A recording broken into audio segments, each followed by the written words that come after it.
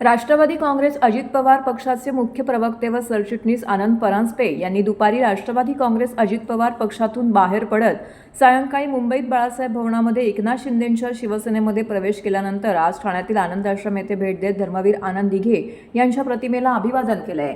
आनंद आश्रमात पोहोचल्यानंतर वातावरण भावनिक झाले होते। अनेक शिवसैनिकांच्या उपस्थितीमध्ये माजी खासदार आनंद परांजपे यांनी आनंद दिघे यांच्या प्रतिमेस पुष्पहार अर्पण करून दर्शन घेतले। यावेळी त्यांनी जुन्या आठवणींना उजाळा दिला। यानंतर शिवसेनेचे ठाण्यातील ज्येष्ठ नेते विलास जोशी यांची गळाभेट घेताच आनंद परांजपे भावुक झाल्याचं पाहायला मिळाले। अनेक वर्षाच्या राजकीय आणि वैयक्तिक संबंधांच्या आठवणींमुळे त्यांना अश्रू अनावर झाल्याचं उपस्थितांनी सांगितले। दरम्यान आनंद परांजपे यांच्या शिवसेनेला प्रवेशामुळे ठाणे शहराच्या राजकीय वर्तुळात चर्चांना उधाण आले असून शिवसैनिकांमध्ये उत्साहपूर्ण वातावरण आहे। आज माझ्यासाठी खूप आनंदाचा क्षण आहे। 14 वर्षानंतर शिवसेनेमध्ये माझी घरवापसी झाली। शिवसेनेचे मुख्य नेते, राज्याचे उपमुख्यमंत्री माननीय एकनाथरावजी शिंदे साहेब, त्याचप्रमाणे शिवसेनेचं युवा नेतृत्व खासदार डॉक्टर श्रीकांतजी शिंदे यांच्यामुळे माझी शिवसेनेमध्ये घरवापसी झाली। खरं तर असंख्य आठवणी धर्मवीर आनंद दिघे साहेबांच्या या वास्तूशी जोडलेल्या आहेत। माझं लहानपण मला आठवतं की माझे वडील स्वर्गीय खासदार प्रकाश परांजपे साहेबांबरोबर, म्हणजे मी 3री-4थीत होतो तेव्हापासून या वास्तूमध्ये यायचो। माझ्या वडिलांबरोबर काम केलेले ज्येष्ठ शिवसैनिक विलासजी जोशी असतील, दिलीप साने असतील, पांडुरंग पाटील असतील, शहर प्रमुख हेमंत पवार असतील, अभिजित दरेकर असतील, सर्वच म्हणजे कुटुंबामध्ये परत आल्यासारखं वाटतंय। आणि तोही क्षण मला लक्षात आहे। मागच्या खोलीमध्ये 2008ला शिंदे साहेबांनी बोलवलेलं आणि सांगितलं तुला बाय इलेक्शन लढायचे। म्हटलं साहेब मी तर कधी इलेक्शन लढलोच नाही आहे, त्यामुळे तू कशाला घाबरतो, मी तुझ्या मागे आहे ना। दिघे साहेबांचा आशीर्वाद आहे, नावामध्ये तुझा आनंद आहे आणि हे ठाणा शिवसेनेचं आहे, दिघे साहेबांचं आहे। या आठवणी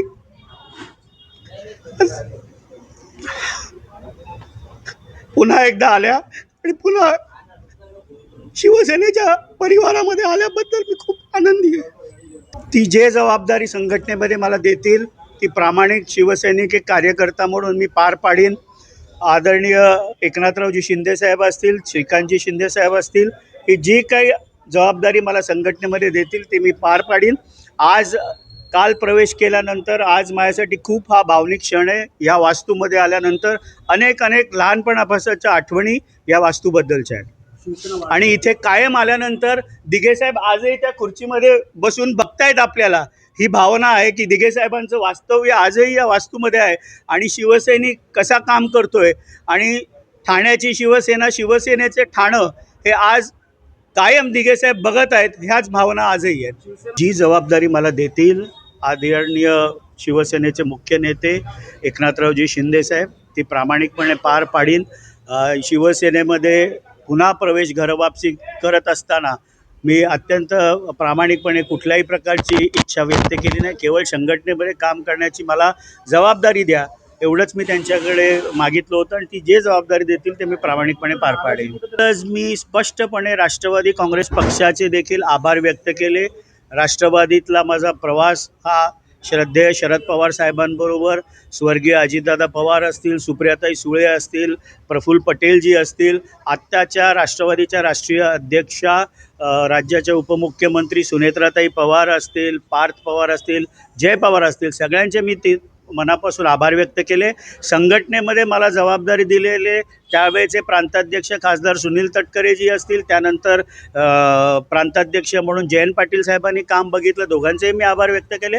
किंबहुना ठाण्यामध्ये काम करत असताना डॉक्टर जितेंद्र आव्हाड आणि नजीब मुल्ला यांचे देखील राष्ट्रवादीच्या सर्व नेते कार्यकर्त्यांचे मी आभार व्यक्त कालच केलेले आहेत। कुठल्याही प्रकारचं दुःख, कुठल्याही प्रकारची कटुता नाही। राष्ट्रवादी काँग्रेस पक्ष देखील महायुतीमधला एक घटक पक्ष आहे आणि भारतीय जनता पार्टी, शिवसेना आणि राष्ट्रवादी काँग्रेस पार्टी हे महायुतीचे पक्ष असल्यामुळे कुठल्याही प्रकारची कुठलीही कटुता नाही की त्याबाबतची स्पष्ट भूमिका शिवसेनेचे मंत्री माननीय उदय सामंत साहेबांनी स्पष्ट केलेली आहे।